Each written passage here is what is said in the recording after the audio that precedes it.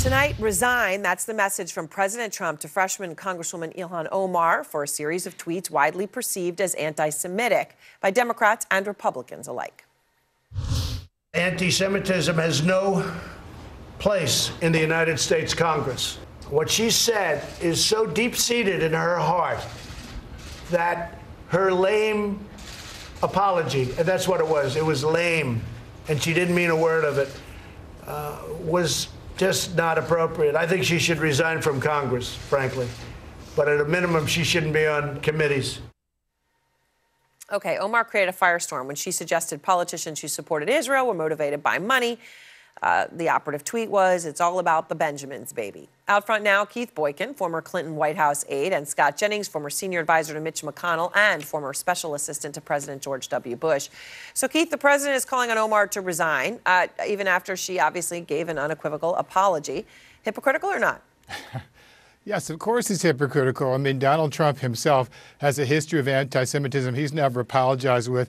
Go back to 1991, he's quoted in a book as saying he doesn't want black guys counting his money, he wants short guys with yarmulkes. Back in 2015, he speaks to the Republican Jewish coalition. He says he doesn't need their money, and so they probably won't support him. In 2016, he does a tweet where he talks about Hillary Clinton says has a Star of David on the pile of cash. In 2017, after the Charlottesville incident, where Nazis are marching and saying Jews will not replace us, Trump says that there are good people on both sides. Then last year, in 2018, when the Tree of Life synagogue massacre takes place, Trump blames the synagogue for not having armed guards there.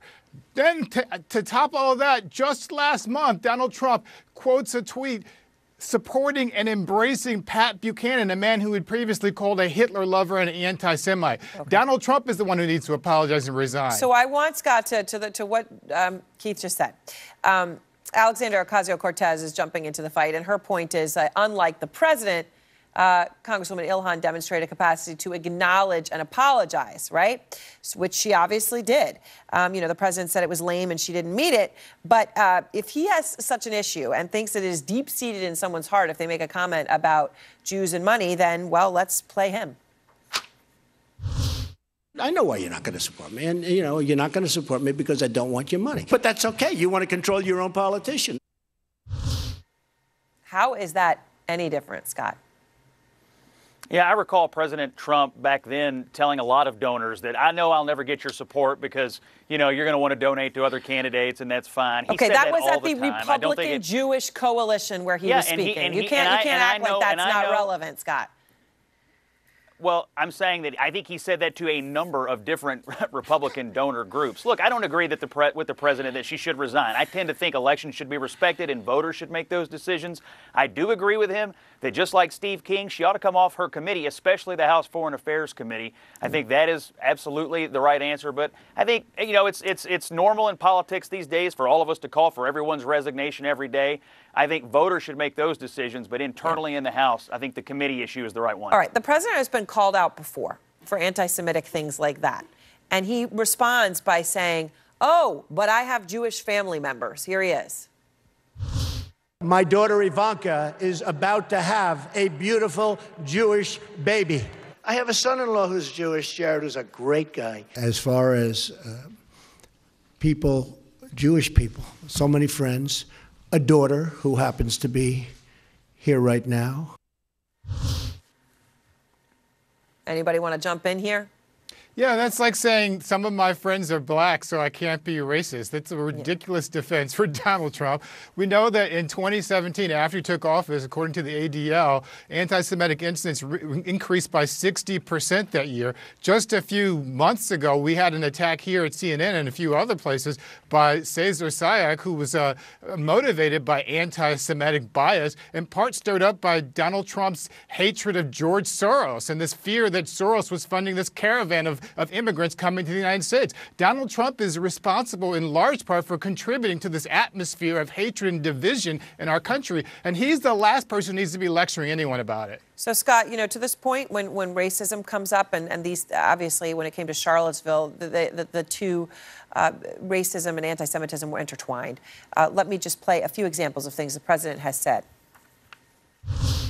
You had some very bad people in that group, but you also had people that were very fine people on both sides. They call her Pocahontas, and that's an insult to Pocahontas. When Mexico sends its people, they're not sending their best. They're bringing drugs, they're bringing crime, they're rapists, and some, I assume, are good people. Look at my African American over here. Negotiating with Japan, negotiating with China. They say, we want deal.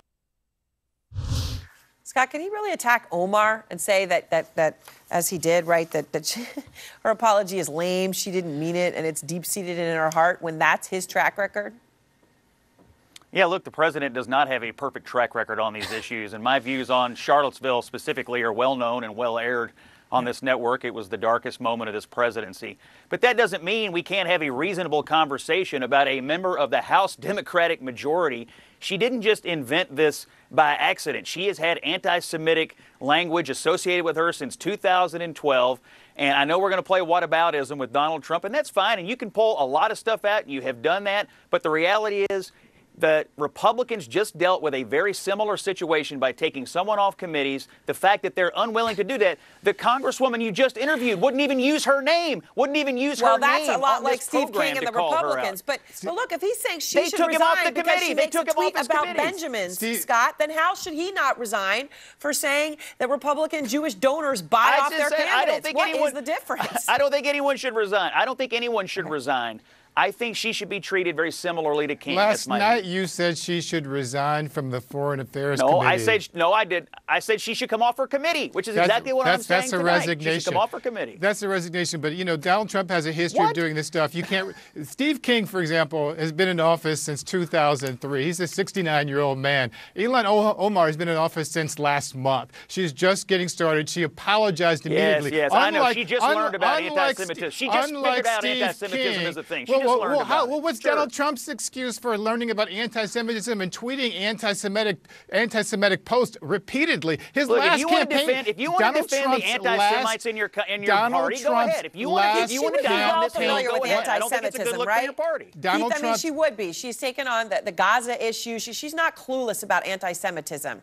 Yeah, and the money trope. That's not an excuse that adds up for her. Nobody ever said she was. My point, though, is that the Democrats are holding our own accountable. Republicans, they have one example. One example with Steve King. It took them 20 years to say anything about, and they're going to parade that for the next 20 years. But they haven't done anything about Joe Arpaio, who Donald Trump pardoned. They haven't done anything about Cindy Hyde-Smith, who was talking about lynchings and how she wanted to go to lynchings. They didn't say anything about Ron DeSantis and his monkey business stuff. They didn't say anything about Donald Trump and his racist birtherism, but it's all about one person, a freshman representative from Congress who happens to be Muslim. That's the one they want to attack, and it's blatant hypocrisy on the part of the Republican Party.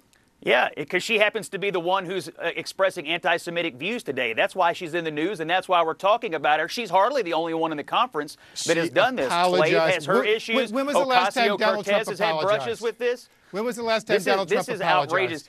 I can't believe the Democrats are going to the mat to defend this anti-Semitic member. Nobody's going to the mat to defend anything. Go ahead. We're asking for the Republicans to have consistency. Yes, you are. Maybe we said her apology was lame and she didn't mean it. Anti-Semitism if you will only do it when it's against another party. That's not consistency. That's hypocrisy, Scott. And you know better. Both of you, thank you again. And next, a potential 2020 rival has caught the president's attention.